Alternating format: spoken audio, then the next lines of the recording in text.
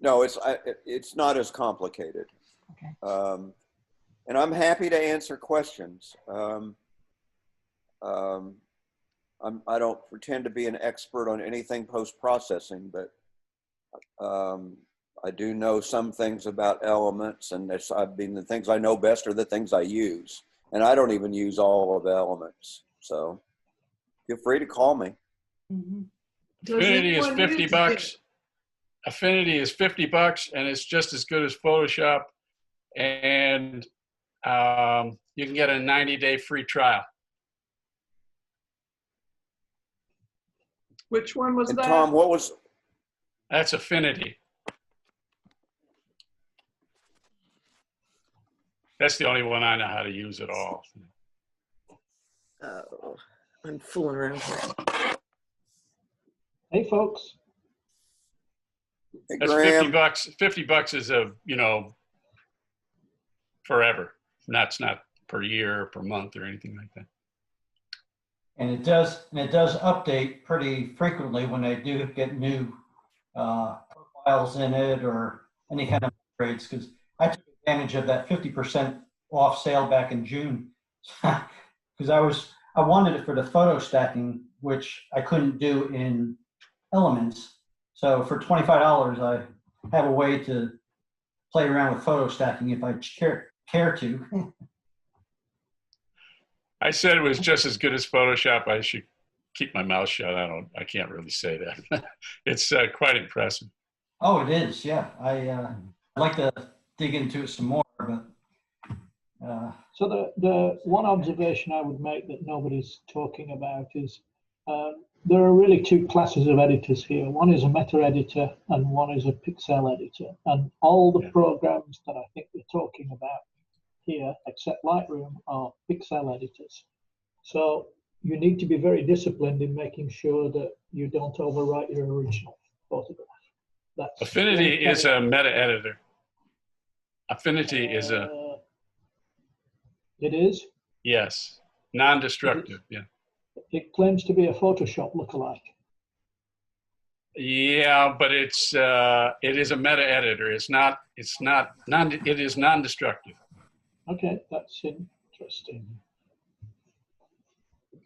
That was my original thought, but then I watched this program that I think Bill sent out, and the guy gave exactly the opposite impression. Oh. Now, I don't know which is correct, Tom. I think I'm correct. Okay, well then there you go. They certainly advertise it,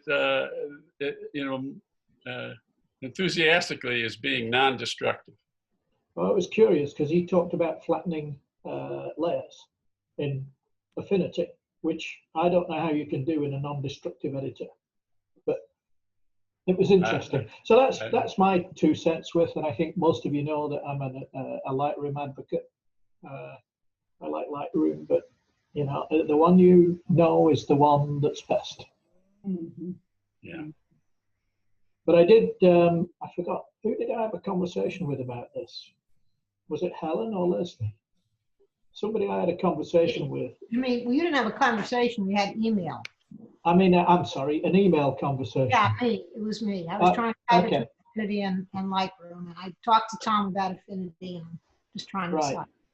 So I made some points in there that I think are apposite. And again, some of this stuff is cheap enough. Like if you get the $25 Affinity, try it. For me, $25 is, it's a try it and go away if you don't like it. For those of you who are using phones and iPads, Affinity makes you buy a separate version on phones and iPads, which hacked me off a little bit. I didn't get that before I bought it. Anyway, we should start. I just turned on the recording. It was taking me all that time. This is a long and complex story. I have headphones. My original big machine went next door because my new one was supposedly coming. And here we are from October the 18th, and it's still not here. So anyway, I'm working on a... Graham, I was really worried. Graham, that you did not have enough computer power. So I'm glad you're getting a new setup. Well, you know, here we are. I have a garage full of big servers that are not turned on, and I keep thinking, I need to sell those. I mean, one of the servers down there is 96 gigabytes of memory and 48 terabytes of disk. So, but we're moving into, you know, more sedate, quieter in the house territory. Anyway, cool. Welcome everybody. Do we have anybody new? Yes, I am. Oh, Ed. Would you like to introduce yourself, Ed? Yes, I'm Ed Neely. I live on Brookfield in Farrington. I've been here about 4.5 years. Originally from West Virginia via Charlottesville, Virginia, and Kentucky before retiring here. And I've had a camera that I got for Christmas several Christmases ago that I've never really learned how to use at all. And in my, so I've been using an iPhone, but I like photography, and I like, I'm just starting to dabble in painting. And so I like to also take pictures that I might want to try to paint in some way. I'm not, I'm pure amateur at both, but part of my retirement. Cool. Hey, you know, some of the, I don't know what sort of system you use, Ed, but I have never been a painter. I can't draw, I can't do any of that stuff. But actually, I like playing with some of the apps now that can give you a very painterly look on iPad or similar tablets or Photoshop. There are some plugins that do that, although, as folks said earlier, that's a more complex way to go. But you might want to look at some of those too. They're particularly some of the apps on iPad. I have a couple of friends who make amazing art with those. I mean, really amazing. Often photo originated, but then translated into art. Cool. Thank you for that, Ed. Welcome. Oh, Graham. Grandma Mary. Yeah, there's something very important. My next grandson was just born, and his name is Graham. Seriously? Yes. Spelt the proper way? Yeah, well, Graham. Yay, congratulations. I thought you were going down for the birth. We're going down in a couple of weeks, but to help out for with the photography. yeah, with our that is fantastic. Can anybody hear this thing that sounds like saying something charging? Or is that only my system? I have no idea what it is. It happened on a webcast last week. I'm having a little trouble hearing you. Yeah, the sound is terrible on this. I recorded a presentation for a group on Saturday morning, well, actually a live presentation, and they sent me the playback yesterday, and the audio is terrible. I will fix it. It's because my laptop is over here and I have two screens, which is very nice, but I'm using what's supposed to be a good webcam, but the sound is awful and I look red. And I'm usually hard to embarrass, so. Anyway, that's great news, Mary. Fantastic. We'll pass on our congratulations to Paul too, and to Mum and Dad. Boy, you guys really start producing when you produce, huh? Is that 2 in 3 months? 2 and 4 months, yeah. 4 And months, both boys, and everything's wonderful. So anyway. Excellent. That's great and we news. Can't wait to take pictures of them with our camera once I learn where the shutter button is. So. I'm sure you'll work that out. Okay. So I think that's the intros done. Mr. Stano, I think you're on next. Yeah, just one quick mention before getting into tips and tricks, but the YouTube channel is working. It's been labeled Chatham InFocus if you haven't found it. There's a way of looking at how many folks have tuned into it, and it's been a few, but if you haven't tried it, try it at least to give us some feedback about whether it's worthwhile to continue recording the meetings. Tips and tricks is about composition. And I said to Graham, or wrote to Graham this morning, that I was somewhat trepidatious about trying to cram book length stuff into 10 or 15 minutes, which I think is what tips and tricks should be. And Graham, can you switch me over to sharing my screen? How do I do that? Working on it. I am working on it. Hang on, who's mic? I know we've got two mics on here. Let me do this for the right mic. There we go. Michael Stano. More. Make co-host. There you go, Mike. Okay, let me see if I can get back to what I want to show. It's that. I can't see what you're seeing. Are you looking at a screen that shows composition? No. No, not seeing anything. I'm still seeing just the gallery. Did you share? I thought so. Let me go back.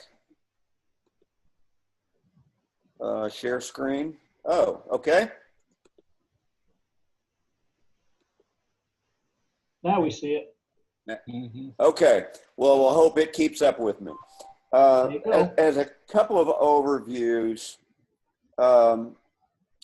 as I said, the composition's a long subject, and this is meant to be nothing more than a quick introduction. And Bill has sent out some links to various things regarding composition, and hopefully, if you want to learn more, this will get you going in the right direction. And I would also say that one of the reasons it is the topic for today is because next meeting's challenge is on composition. And I think we'll probably learn more from commenting on others' photos in 2 weeks, and you're probably going to learn just from the quick presentation I make.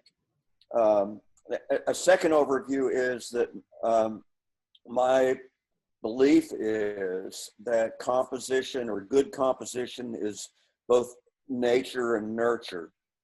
I think that some people have a better eye for composition than others.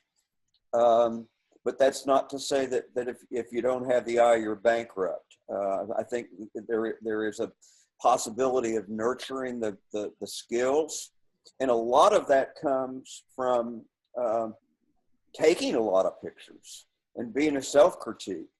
Part of it comes from looking at other pictures that you think have a good composition and following them. Use your native skills, but try to develop those skills by doing the very thing we're trying to do on the InFocus programs. I reimagined this topic this morning, trying to figure out how to shorten it. And I've divided it up into 4 parts actually. The big part, I think, the most important part to me anyway, is what I'm going to label lines, but there's also a couple of other things that if we have time to get to on landscapes, on isolating a subject, and on telling a story. But let's start with lines. One consistent idea that comes up in our critique of others' photographs is the line that is the horizon, and doing the simple thing of making sure when you shoot a picture that the horizon is level, or that you do some rotation in one post-processing program or another to get the horizon level. There's a kind of special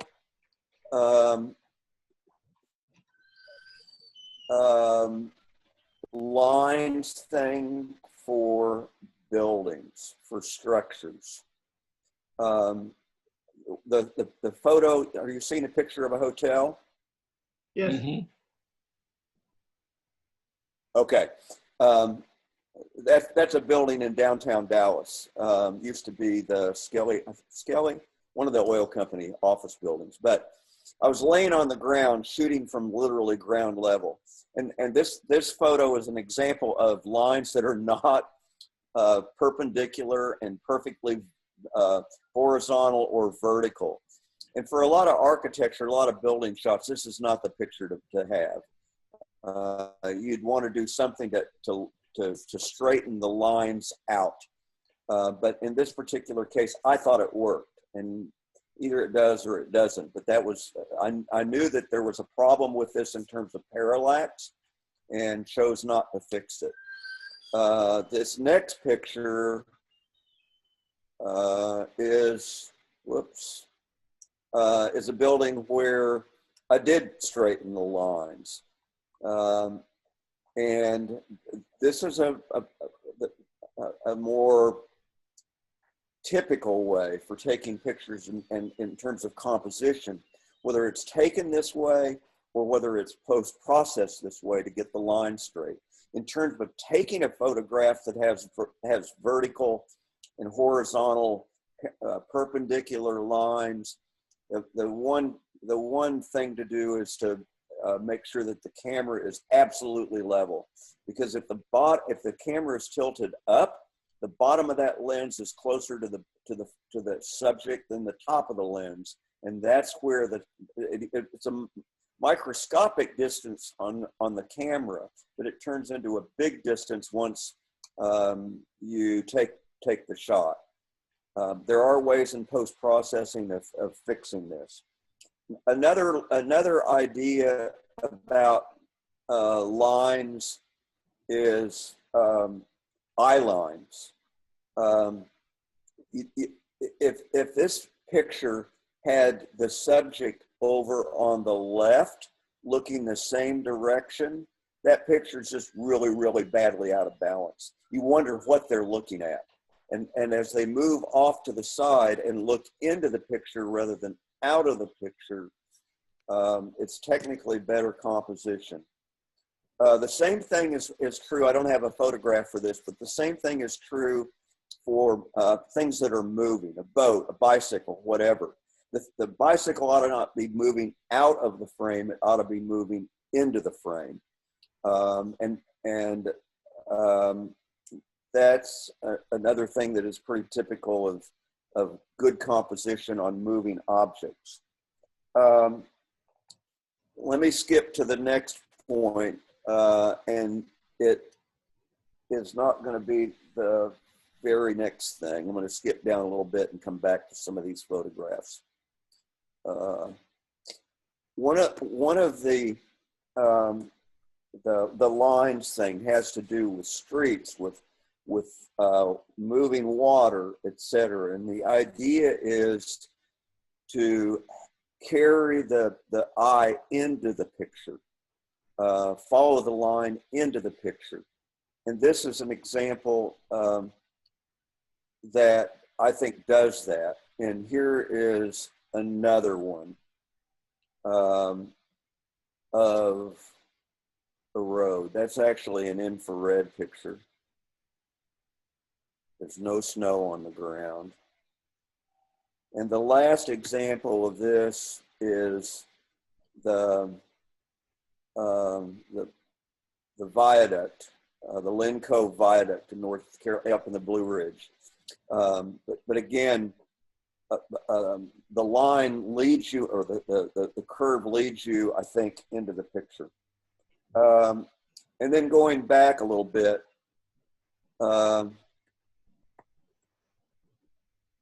one of the key ideas in composition is the so-called rule, and put that rule into quotation marks, the rule of thirds. The idea is that putting things in thirds, whether the thirds are vertical thirds or horizontal thirds, rather than just putting dead smack in the middle, the subject, to move the subject off to the edge, up or down, left or right. And that's a bridge in Dallas. It's also infrared. I didn't really intend that, but that's what it is. And this is a much simpler picture. That picture I don't think would be the same if the moon was right smack dab in the middle of the photograph.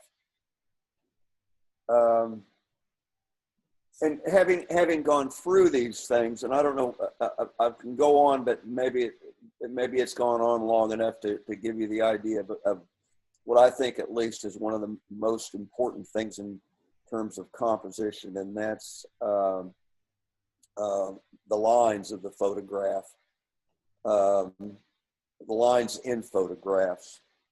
And let me just conclude this section, and we'll go on if anybody wants it, and I'm not going to be offended if we don't, but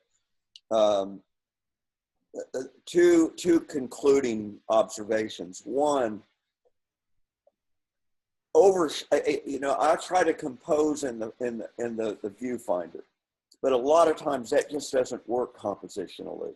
And if you give yourself some edge, some top and some bottom on a shot that you take, you have some room in post-processing to crop or move things around so that they get into a better position in the photograph, the final photograph. If you shoot too narrowly, you lose the chance to see another picture that's a little more consistent with what good composition might be. And the other thing I'll tell you about people who talk about rules of composition,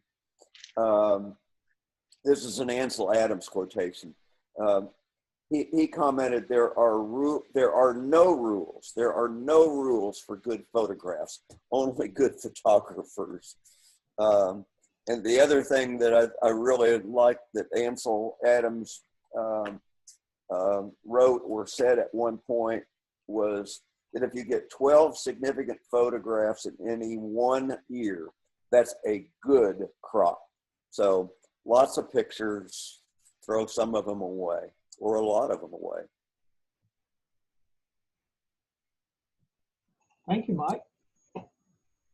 Yep. Questions from Mike? That's good stuff. How much? Oops. Questions for Mike? Yes. What lens did you use for the moon shot? There are some people that can tell you everything about a shot without looking at the EXIF data, or back in the film days, they didn't have EXIF data except up in their brain. And I don't have it either. Digital, I can go back to it digitally, but this one I just happen to remember. I was out in the yard taking a picture of a cat, and I had a 300 millimeter, I think it was a 300 millimeter, or it was the 70 to 200 millimeter lens that I have. And this has blown up quite a bit, but at best it was a 300 millimeter.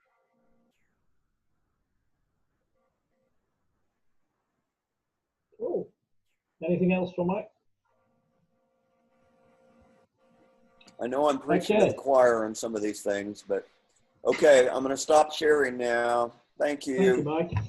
So one of the approaches that we're trying to take, folks, just so you're in the picture here, is we're not trying to go through chapter and verse on tips and tricks. Increasingly, I think what you'll see from us is we'll do an introduction, we'll try and give you a flavor of it, and then send you off to books if you're a reader, videos on YouTube if you prefer that method of education, and so we'll give you pointers. We'll send you off, and as with all skills only come when you practice them. They don't come just from reading or watching videos. You have to go out and practice them and make the mistakes yourself, like most of us are still doing, I suspect.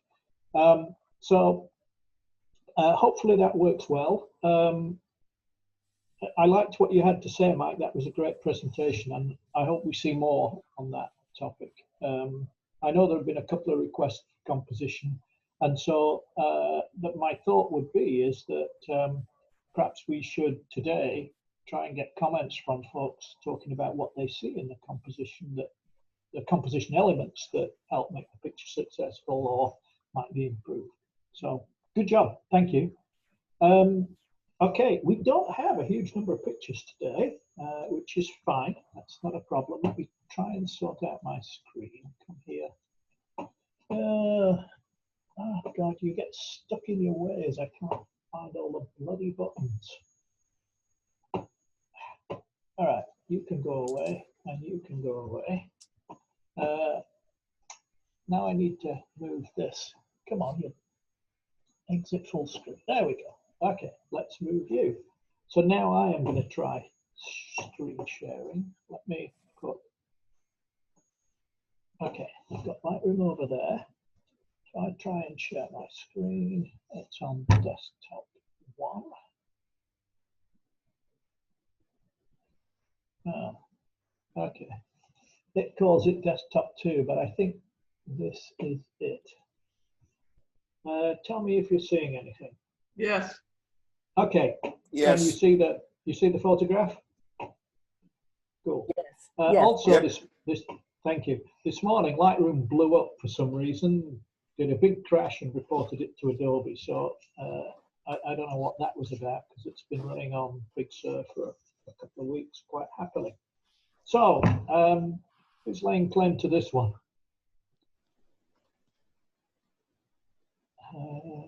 And I can't remember who it was. And I don't think it's named. So what do we think? What do we see here? What do we like?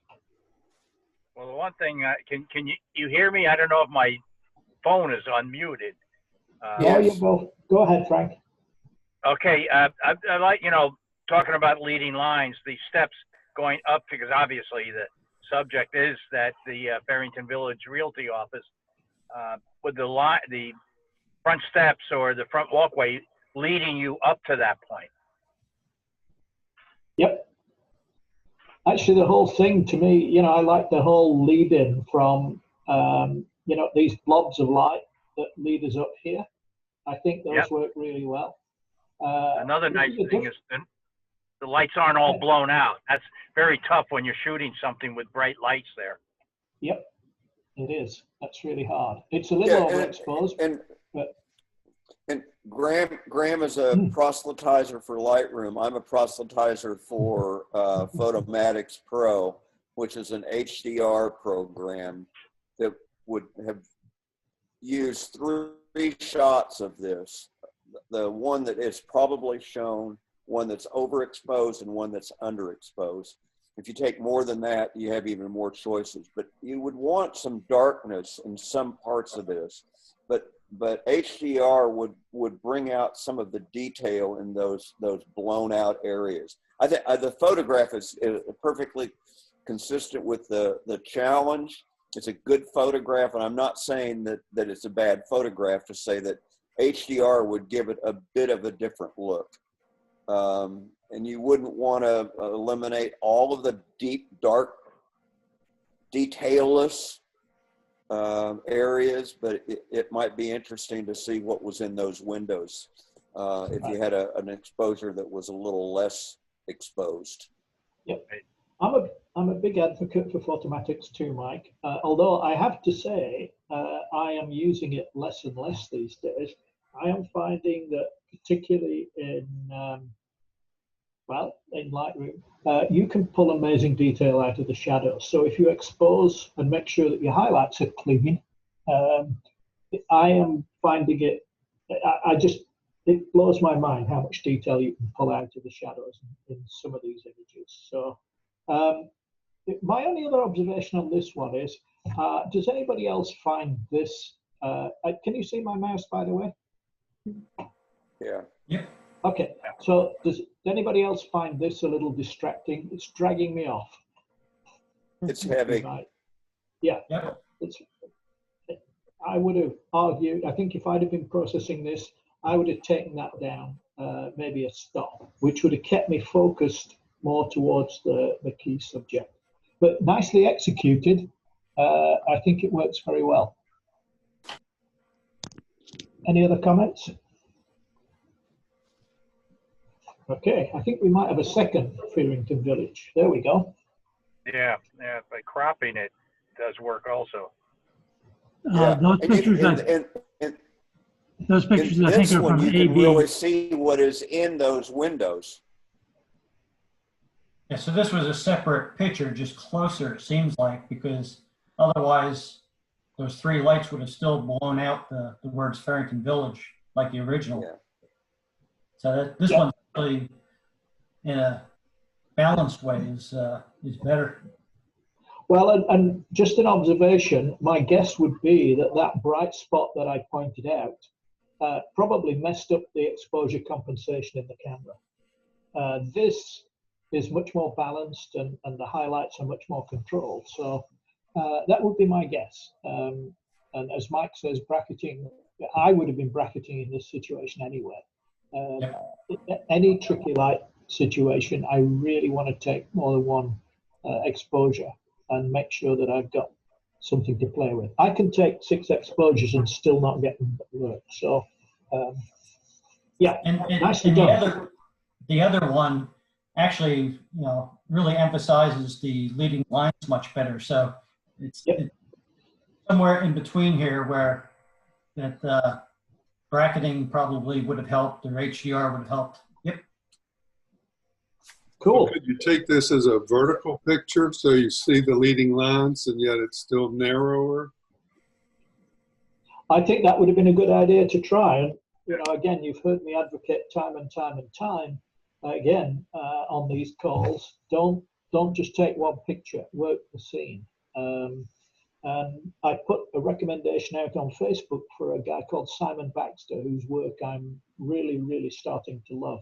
And he, not only because he's a Yorkshireman, but he takes some beautiful, beautiful woodland photographs. And he, in his latest video on YouTube, was talking about working the scene. And he was making the point that he often spends 20 to 30 minutes photographing at a single area, which might have had one tree in it that attracted his attention, but then he worked the scene, and often it takes 20 to 30 minutes for him. Now, this one again, I think, I think whoever made the point, was it Bill that said the vertical? I think that would have been a good thing to try, and then, you've got the options when you get back home when you look at it. You guys were braver than me. It was so damn cold out there this week that I was going to go and stand. Well, we live on a circle at the end of a cul-de-sac, and I thought this would be a fabulous night panorama. And then I went outside and I thought, I'm not standing out there for a bloody long time. I came back in and had a glass of wine.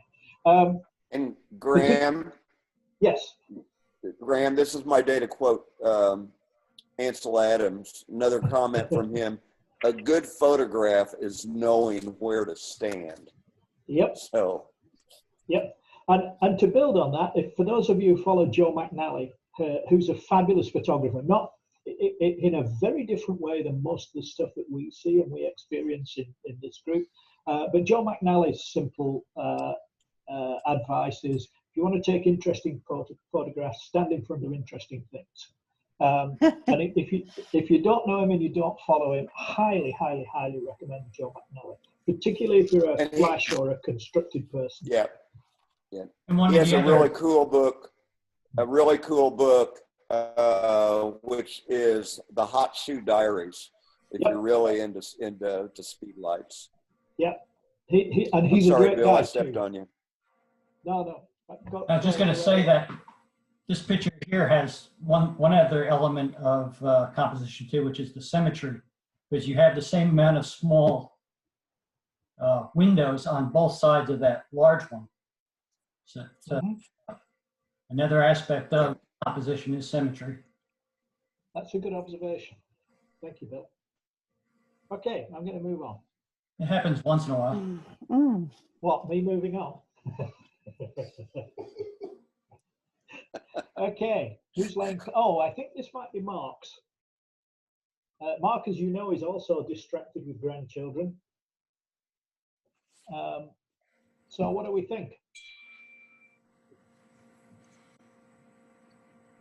Well, I've always wanted to do star trails and never have.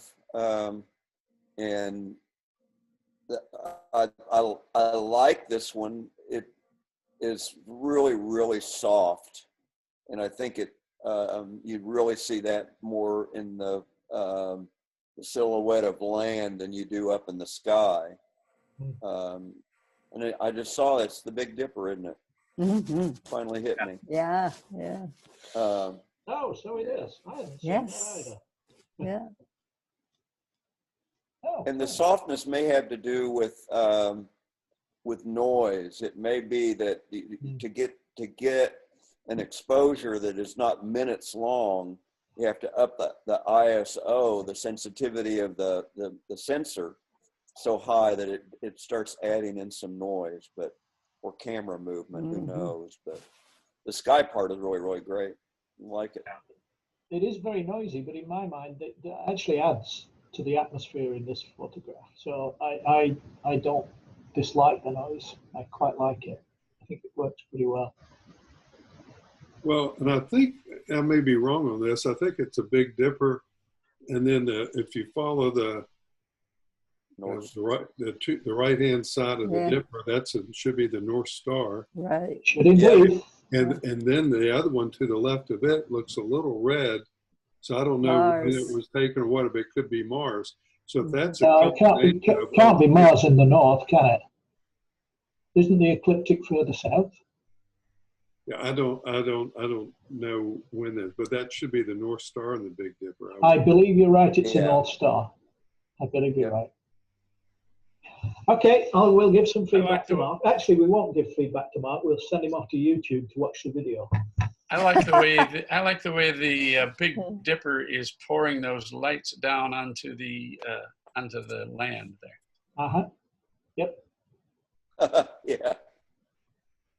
Yeah, it's nicely seen. I mean, this is the sort of thing that when I look at it, I think, wow, that is amazing. I'm assuming that this is a phone photograph.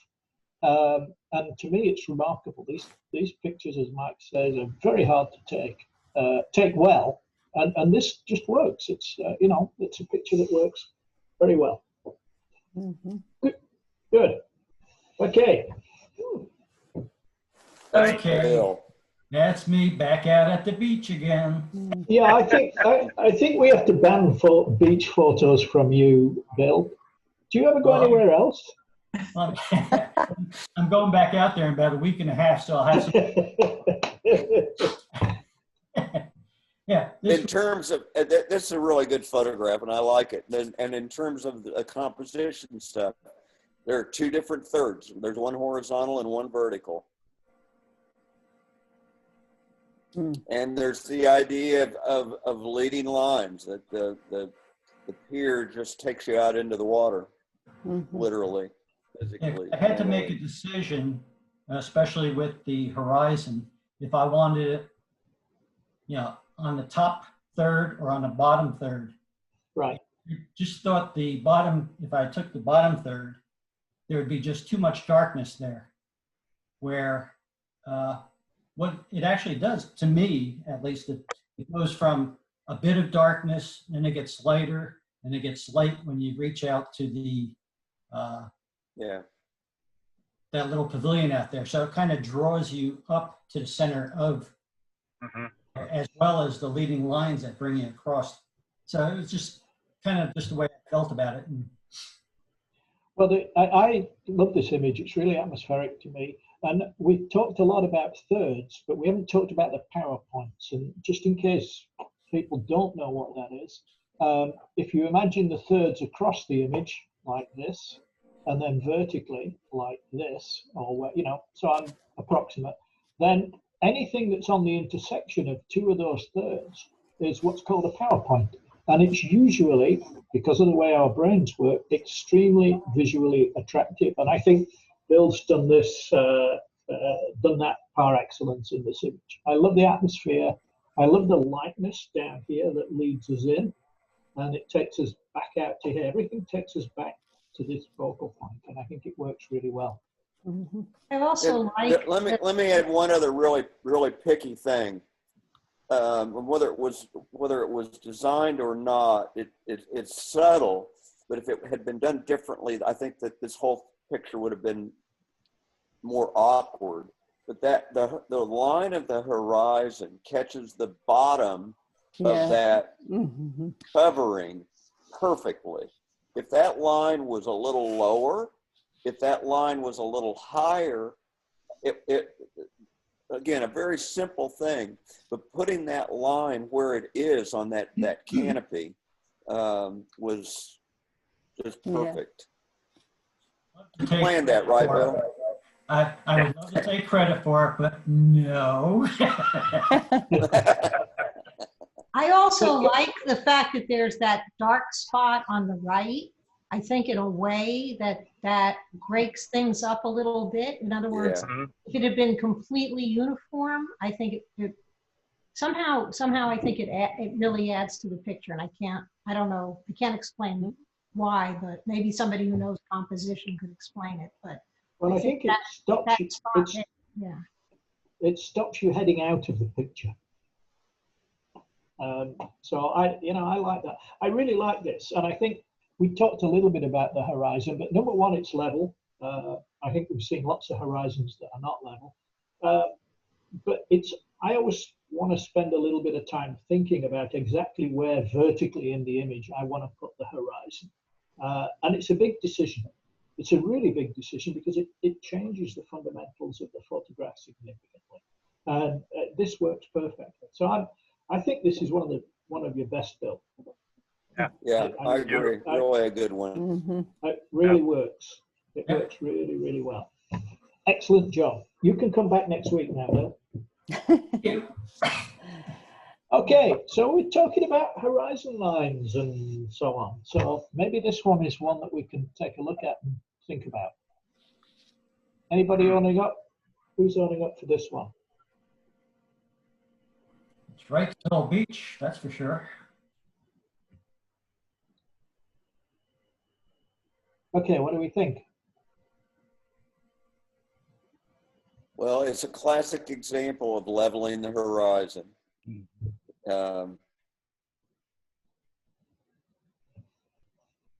It makes me a little seasick with all the lines, different lines going different ways. Yeah. Did you say that again? Was that Leslie? It was Leslie, yeah. Yeah, say that again. Well, you've got all of these diagonal lines that are going in different ways, and it looks like the building is getting smushed on the right-hand side. Right. Yeah. Okay. And it makes my stomach go a little queasy for some reason.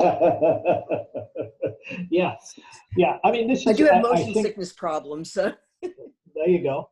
I mean, I can see what the maker was trying to do here. And clearly the biggest issue is that the lines need to be straighter, level, vertical, or horizontal, all the above. And I think, it's a good attempt. If you've not done anything in night photography, it's one of those things that's really hard to execute well. I think the exposure is really good, though. It's good on the inside of the building. We can see a lot in here. It's a little blown out on the left. It's always difficult. You're always going to get some highlights. And if you shoot for those, then you're going to lose even more. And, one of the things that I find least appealing is just this complete blackness down here. There may be detail in there, there may not. If there isn't, to me, it adds very little to the image. So I'm not sure why it's there. But again, in post-processing nowadays, you'll be surprised at the amount of detail you can pull out of what looks like a black shadow. So that's worth giving that a try. But I think, I'm assuming this is an early attempt at night photography, and it's a good start, but there's much to learn from it too, I think. Okay. Who was that? Susan. Susan. Okay, Susan, talk to us. Well, I kept telling myself I should go to downtown Pittsburgh and take photographs, and I never felt like it. So this is my and I know that there are things about it that can be improved. So you guys, you tell me. I took several photographs, and this was so anyway. Let's turn it around. What do you think you would improve? If you were to reshoot this, what would you change? Okay, so on the left, somehow if I could post-process, I'd make that light a little less bright. In the left-hand window here? Yeah. The window, yeah. Okay. I don't know how to do it, so I didn't. All right. Well, that's a good exercise for you in learning. Susan, one way of doing it is HDR again, taking multiple exposures and putting them together. And this is an example of where that left side that's blown out is just like the Farrington Village photo. That amount of light being so much closer to the camera tricked auto exposure. And if you have your camera set, if you do this sort of thing, if you have the desire to balance that exposure a little bit better, rather than using a whole frame for exposure, you can set your camera on spot. Yep. And you can meter with that spot the right-hand side of the photograph or the left side of the photograph individually, and take the picture with that being the dominant, as opposed to taking a balanced exposure for everything. Use spot metering to pick a couple of different spots. Spot it on the left, spot it on the right, spot it in the middle, and pick the one that gives you the most detail. And for those of you who are using histograms, we would see a huge spike on the right-hand side. In fact, let's see. Come on. Let's have a look. So here's the histogram, top right here, and we can see that is this, without a doubt. And so what we try to do in all cases is expose to the right. That is, we want our histogram to move to the right, but short of having this big spike up here. This big spike is telling us that there is no information here. It's completely pure white. And so no matter how much post-processing we do, we're going to struggle with that. We have to find a different way to do it. So as Mike says, I would look at actually exposing for this, and then we can pull out an amazing amount of detail. And just we don't have a huge number of pictures today, but just to give you an illustration, let's have a look how much more detail we can get. How about that? Yep. So now that's totally different. But this is completely gone. You know, there's nothing we're ever going to do to pull this back because of this big spike up here. But just as an illustration, you can pull. There we go. That's your original. So I have a couple of things. Oops, sorry. I thought you were done, Graham. Can I go? Okay. I think the doorway in the doorway is a really nice compositional element. And also, I think there's a picture in a picture here if you cropped the right third. With those nice straight lines and then the lines of the table and stuff. So I like the picture a lot. Yeah, I want to see the rest of the house. Yeah. I want to know where my glass of wine isn't on that table. Is that a dog or a cat in the doorway? Yeah, it looks like something looking out the doorway. Yeah. Is it a cat? No, it's actually a heater. You mean between the two show doors? Oh yeah. Yeah, I realize that that's a heater. No. Oh, I thought it was. Oh, tell people it's a cat looking at the door. Yeah. So Susan, do some post processing and put a few little dotty eyes in that, and it's okay. So I expect to see, this looks like a fabulous architectural setting for future photographs. And in case folks on here don't know it, we have a photographer who's really keen on architectural photograph, don't we, Mike? That's why I said I want to see the rest of the house. Yeah. Good job. Mid-century modern. Good job. Nicely done.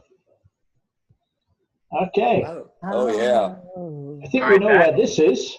I bet That's that's mine. That was one morning about 5 o'clock, 4:30, 5 o'clock. I drove down to Pittsburgh just to check it out, but I didn't bring my DSLR. I just bought my iPhone, and I took this picture because I like the green lights leading up to the building on each side, and then the double yellow line going right up. The only thing I wish they had was a Christmas tree in the, which I think they usually put out there. There is a Christmas tree there, isn't there? No, I Behind don't. the sign? Yeah, there is. I Yeah, there is see one something. behind the signs. Yeah, right behind, right here. to the right of, yeah. Yep. Yeah, Let's get Oh, our sign. okay. The signs are blocking it out. Yep. Yeah. yeah, yeah. But because my intent was to go down and try a couple and then come back again. But then I like this one. So I said, oh, I'm going to submit this. It works. Nicely executed, Fred. I don't know whether I would beg for that car not to be there or not. I'm sorry, the what? The car. The car? Yeah. The problem was, even at that early in the morning, or 4 o'clock, 4:30, you really had to get out there quickly because there were cars out there. You are standing in the middle of the road, right? Right. And that's what worried me because this you could take pretty quick with the iPhone. But if I had my regular camera, talking 20, 25 second exposure, and chances are something's going to come in there. But I might try it again later on. Is there not an island? Are you at the traffic lights here? Or are you lower down? Just under that traffic light near that ice cream parlor. Right. Is there not an island in the middle of the road there? No, there's no island. It's just then you were extremely brave. Right. Yeah, I think the exposure is amazing. The way the sky is, dark on the top and then it gets lighter. Using the HDR feature on the iPhone really does a nice job. Oh, so this is an HDR, is it? And Frank, I really like it too. Really, really like it. But nitpick. Well, one thing to like, it's either dirt on my screen. Oh, it was dirt on my screen. I thought it was a sketch. But aside from that, I think I would have cloned out the traffic light on the right-hand side of the roof. I don't know that getting any detail in there is important. And I think you could have cropped it out without leaving a visible remnant, starting right at the bottom roof line and going up and left. Oh, right. Okay. Yeah. True. But it's a great photograph. Yeah. I actually like the car in the photograph. Yeah, I can't I think it gives it sort of movement, and because otherwise it would seem too flat to me. Right. Yeah. The big question is, what the hell are you doing that early in the morning up? Yeah, right. 4:30. Yeah, I think if you want to get a nice night, you got to get out there early in the morning, and late at night, I think it would still be too busy. And I didn't want to have any cars parked down there, so that's why I went down that early before anything would happen. But you do have 15501. You have a lot of traffic on it. Yeah. And what you don't know is that car is actually a deputy's car, and the deputy is coming to see what in the heck Frank is doing standing in the middle of the road. Well, I applaud your dedication to your craft, Frank, going out at that time of day. Does anybody notice how? Oh, excuse me. Yeah, go on. Does anybody notice how the flatness of the sky? How flat the building looks against the sky? It looks like an illustration. It looks like I love it. It's like what 1940s postcard. Right. I love it. Yeah. I think you could sell this thing in the gift shops in Pittsburgh. Yeah, probably. Yeah, maybe approach Pittsburgh, see if they can use it for or something. It has it feels old, except for those what I think are ghastly trees. Excuses for trees. Okay. Wow. I love the red. That's mine, Helen. Helen, it's awfully wonderful. It's really, really I was going to say good, awesome, and it came out awful. Sorry, it's awesome. It was kind of accidental. I didn't see that. I saw a pink contrail and was shooting for the contrail, and the contrail doesn't show. And this I kind of pulled out, and this is what I got. It bothers me that the lower not the real low, but the lower left is darker. But does that bother anybody else? No. No. No. I think No. compositionally it's really excellent. Because it nicely borders the red all the way Yeah. around. Yeah. Now, is that the moon? Is that what I'm looking at my iPhone here? Is that the moon right there? Is that what? Yes. Oh, it's good. Because I tell you what would really be nice if you was able to move it, or with the time you took it, if that tree wasn't there, the moon, like in that red, would have been really cool to see. Yeah. I actually think the tree makes the picture. Yeah. I mean, there's different ways of looking at it, definitely. Yes, absolutely. What kind of camera was it, Helen? Canon DSLR. Oh, okay. How long did you expose it for, Helen? I have no earthly idea. I started turning that dial and I took pictures and I took pictures. I think that's 1/200th, but I couldn't tell you. I don't know. What kind of lens is it? Is it a zoom lens or something? That was up to, I think, 85 zoom. It's beautiful. Cool. Very atmospheric. Nicely done. Whoa. That one's mine, Betty. Are those your chickens? No, those are the Farrington chickens. Oh, okay. And I had gone down to the center at night with my camera like everybody else did, thinking, I got to get something. And I don't do any night photography. So I put it on an automatic night scene setting or something like that. And everything else I did was totally awful. And this I loved. They were just, composition-wise, that was lucky because they're all in one plane. So I didn't have to worry about it being too light and too dark or whatever else. But these are my night chickens.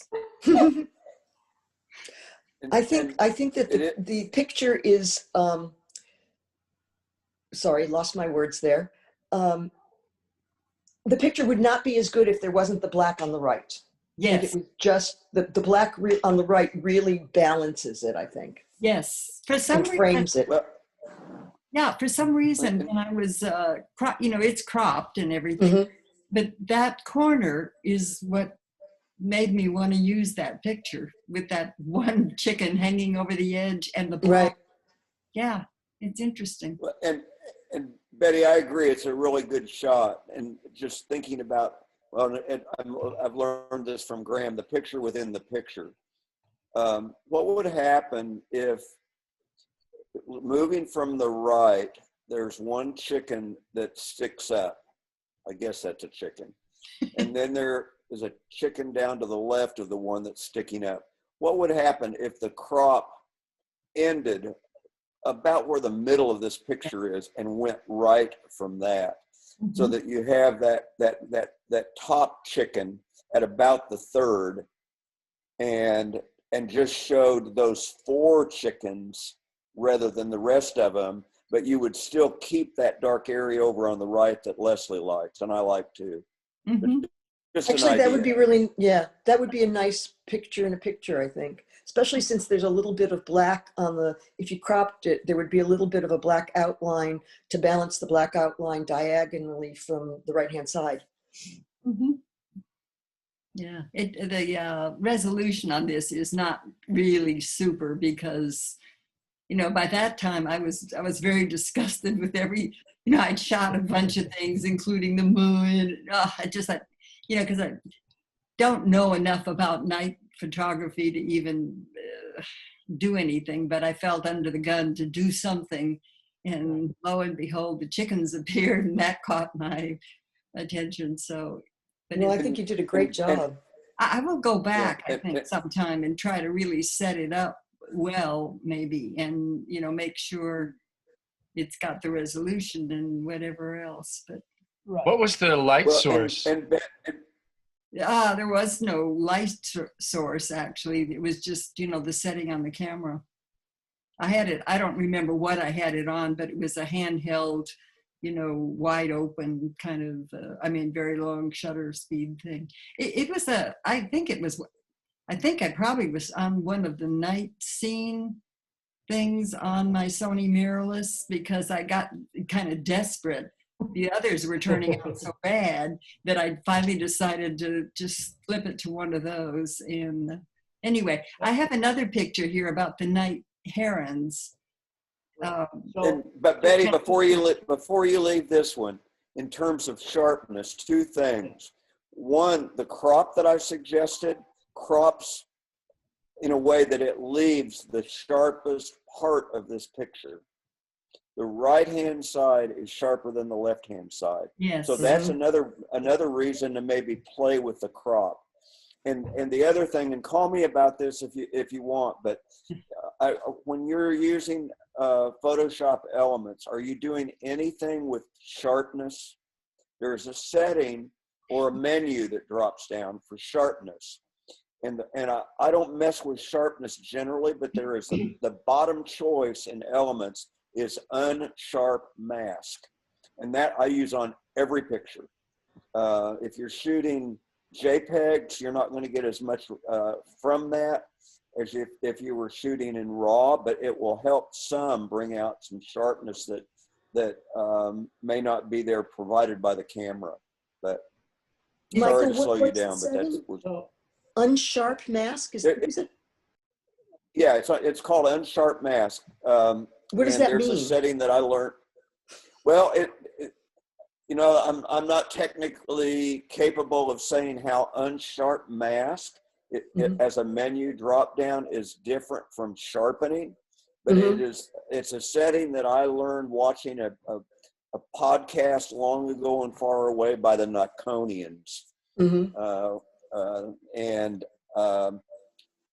75, 5, 15 are the three settings that I use, as I recall. But it right out of the camera, there is still some sharpening that can be done, and I think that if you tried that, it might help. So something that says side of the picture is sharper. Yeah, something that says unsharp mask actually sharpens it. Yes. Okay. Yeah. From a compositional. The sharpening is always worthwhile, but when you're shooting at night, I would say, and certainly for this one, Helen, tripod. That would have stabilization off. From a compositional point of view, the chicken on the right looks like it's falling off, and so it draws my eye and is very unsettling. That it's like, 10 bottles of beer on the wall, one fell off or whatever you thought. It's like you want to push them back up onto the top. Right. And it looks like they're all looking at him. They're all looking at him. Right. They're waiting for it to fall off. Dumb chicken.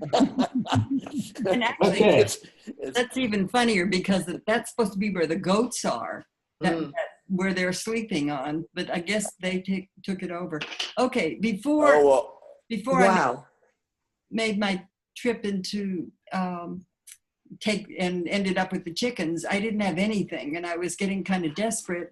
And I was the one playing around with Photoshop elements, and I thought, okay, so I had some night heron shots from a couple years ago, and I played with them.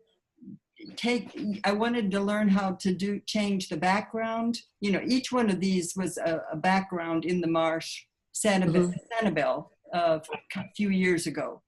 And so what I did is I cut the subject out of each one and then stuck it into a collage in Photoshop elements. And then I added that nifty background, which is called Night Sky. And I thought, well, this really gets to the challenge. Those are night herons. Oh, this is great, Betty. This is really great. Night skies. Little hint of desperation creeping in there, Betty. I know. It was desperation, yes. These are You fabulous. take amazing bird pictures. Yeah. You know, one of the problems though, that I noticed, well, these birds in each of their original pictures, you notice they have no feet. Well, they were all in water. So then when you know, it was too late at night to fix that. And I thought, well, that's it, you know. You can tell that they're in water. I can tell that they're in water. There's even a bit of a reflection there. And no feet. Yeah. I do, compositionally, I find it just, I think the bird pictures are incredible. I find that the gray of the upper right bird is a little distracting because it's so much different than the other two. So I would have liked to have all three the same or the three of them different. Right. So that they were balanced more. So this is a really good example of what we talked about a few sessions ago, where the light gray is the one that's grabbing us. It drags our eye way up there. So I'm with Leslie. I think whatever the background is, having black and gray next to each other almost, you know, really makes this one the dominant image. But in fact, you know, I like the one on the left. Well, they're all good, but the one on the left, the eye is just pin sharp, and it's fabulous. Yeah. So very inventive, Betty. Good job. I like. Yeah, good job. Hey, Love it. I'm liking that you guys are all feeling pressured to produce images. That's good. Thank you. Good job. Okay. Hey, Betty, if you ever want to do a session on how to take photographs of birds, I'd be interested. Oh, yeah, I love taking birds. Yeah. Well, just take 2,000 at a time, and you're bound to.